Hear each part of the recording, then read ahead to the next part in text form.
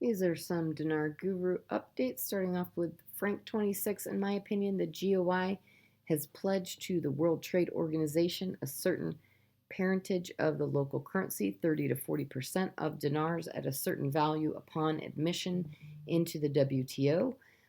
You think the WTO wants a certain specific percentile and figures of the Iraqi dinar currency at a restricted sanction program rate. To be in the WTO, Iraq's currency needs to be tradable.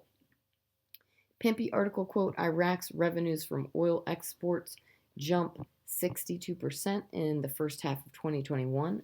This is awesome. Yeah, buddy, that's what we're talking about right there. This is despite we're still on partial lockdown, full lockdown in places, so you can imagine what happens if the entire world opened up once people wake to the fact that this is just a pandemic. All this does is secure and strengthen the economy, which is exactly what we want. All right, Breitling question: who exactly are the globalists who don't want the RV to happen? That tells me a lot about what you believe and how you believe it. There's nothing wrong with globalization. You wouldn't have what you have without globalization. What is globalization? It's trade. That's all it is. The United States is not going to control the world. The UN is not going to control the world. China, Russia are not going to control the world.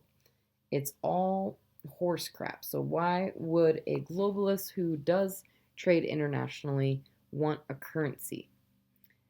He says it's an exchange. You take the US dollar, you exchange the exact equivalent amount for the Iraqi dinar, or vice versa.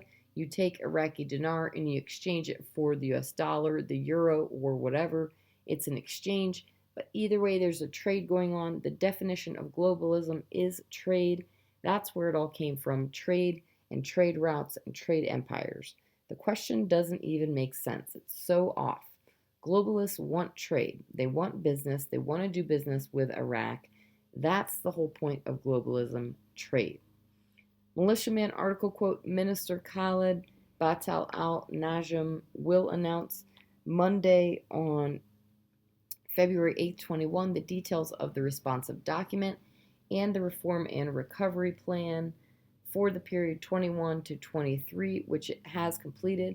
I would like to be a fly in the wall at this meeting tomorrow. The UNDP is all about management and for attaining goals. They have the ears of many international players, all interested in mutual success. Private sector is not about a program rate, no way. Even Iraq has stated they were to issue and recalculate effectively bonds back the 1st of January 2021.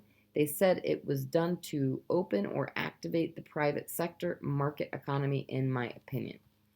Mark Z via PDK, my redemption folks that went in this morning had a short meeting on logistics. There were one or two small changes, nothing that affects us, some procedural things.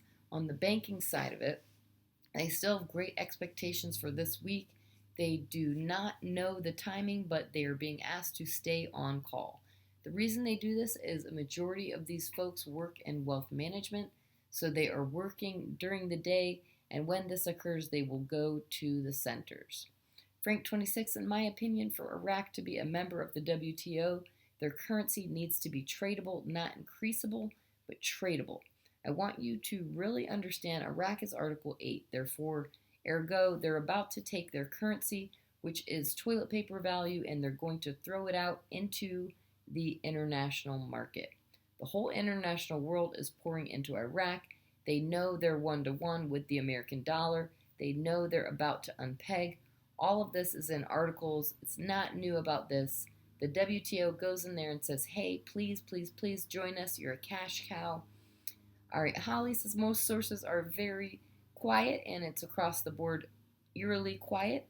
The quiet is very good. We are in a waiting process for all to go.